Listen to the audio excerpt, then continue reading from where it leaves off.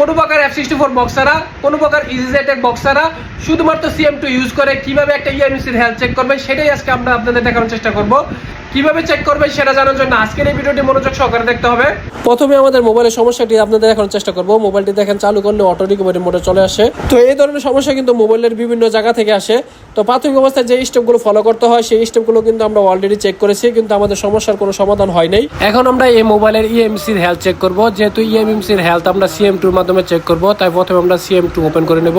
এরপর এখান থেকে হচ্ছে রিয়েলমি এবং এখান থেকে 2021 সিলেক্ট করবেন এবং এর নিচে আসবেন মেনু থেকে। এখানে মেনু থেকে হচ্ছে সার্ভিস অপশনটি সিলেক্ট করবেন।